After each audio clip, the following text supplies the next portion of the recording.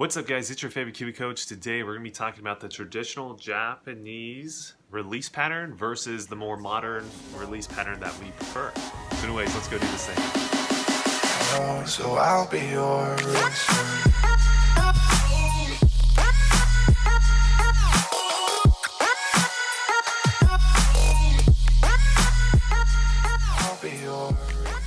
Alright guys, so if you guys are new to Mike's OG Academy, we do a bunch of videos like this every single week about golf instruction, whether it be on Instagram, YouTube. Again, we're always making videos, so make sure to hit that little red subscribe button, stay up to date with everything that we're doing, and let's go to the video. Alright guys, so I just wanted to preface this with basically telling you this will be part one of essentially maybe a 4-part video. We're going to have this part on YouTube. The second part's going to be on our website for free, because now we're making content specifically for the website that is completely free. So if you guys want to check out the website and all the content that's there free currently, that's not going to be on YouTube, go ahead and click the link below and you guys will see it. Also, we're creating a paid membership as well, so it's $1 to start and then it's $10 every single month, super cheap. Go ahead, check that out as well if you guys want to get the paid content, because some of this video will also be paid content. So anyways, let's hop in and talk about the swings. So anyways, we're going to start with wrist conditions throughout the whole golf swing. So again, we got Satoshi Kodaira on the left of the screen, and then we got one of our students, Taiga, on the right of the screen. Go ahead, we'll leave a link to Taiga's Instagram. Go check him out. He's a great, talented amateur professional. I think he just shot 64, 67, 68 recently. Won a couple tournaments, playing really good golf, so go check him out. So anyways, I believe Satoshi Kodaira is very, I would say, traditional in terms of the model of swing that he has. I think a lot of players were taught kind of like the Ben Hogan golf swing, you could call it. And we can definitely see some elements of that in Satoshi's golf swing. So anyways, let's take him up to position 2. Now the first element that we're going to see that's different from more so our preference in the modern swing is going to be the amount of radial hinge, or the amount of wrist cock that these two players have at position 2. Now if we go draw an angle on Satoshi Kodaira's real quick, it actually, to me, it appears like he's almost ulnar deviated, but I think he has a little bit of radial deviation. Definitely the lead wrist looks like it's almost ulnar deviated, but it's more so the float and load. If you guys are familiar with the Golf Machinists, which I'm not sure you're not, but that's something they taught. They wanted this wrist to kind of go this way, and then it could set in transition, right? That's very much kind of the flowing look that Ben Hogan and a lot of the old school players kind of had a little bit as well. But that's definitely not our preference. Now, in this particular video, we're not going to tell you why we don't prefer it. We're just going to show you the highlights of how they're different. So again, if you want to see the other videos, you got to go check out the website as well. But if we go take a look at Taiga, we can see his is over at 190 degrees, right? So he has a lot more radial deviation or wrist cock.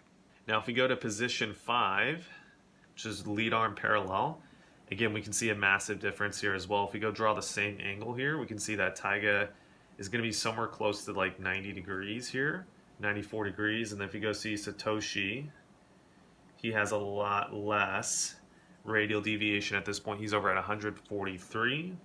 Now from here to the top of the swing, this is when Satoshi kind of starts adding in a little bit of wrist hinge, right? Kind of like the old school modern look.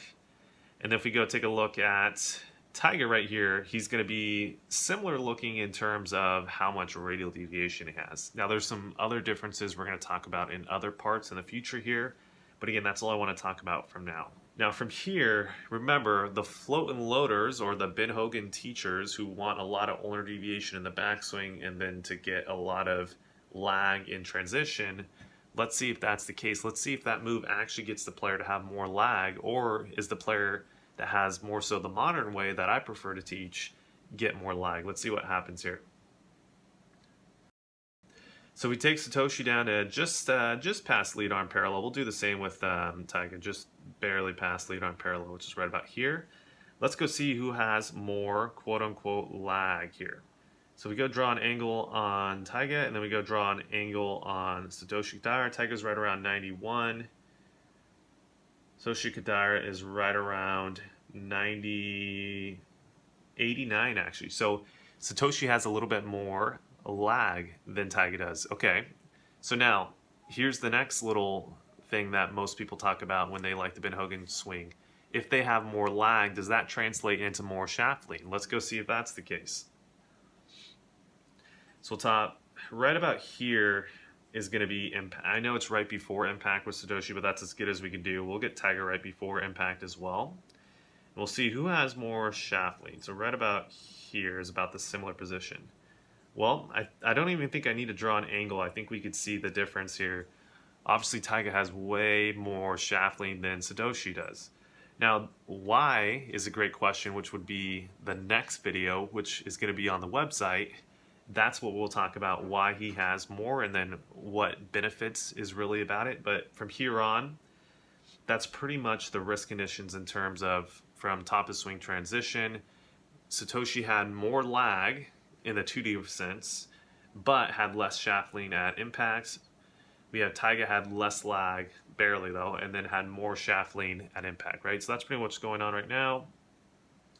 Through the ball, we can see, if we go zoom in on the glove, Satoshi's getting that right hand to roll over really quick. And then we see Tiger is not doing that at all. More so the drive and hold release pattern that we like to teach.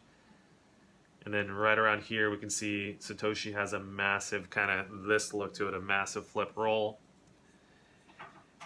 And Tiger at that same position has the right hand over the left now at this point, but nowhere near as big of a flip. So anyways, that's the summation of traditional versus modern in terms of wrist angles. If you guys want to see the rest of the videos, go make sure to check out the website, subscribe to the newsletter, as well as I would highly recommend getting the paid content. It's so cheap, and I think you guys are going to get a bunch of value. But anyways, that's going to be the format for all the videos coming out in the future. We're going to have a video on YouTube, we're going to have a video on the website, and then we're going to have a paid video. So anyways, guys, hopefully you enjoyed this video. Make sure to leave your likes and comments below.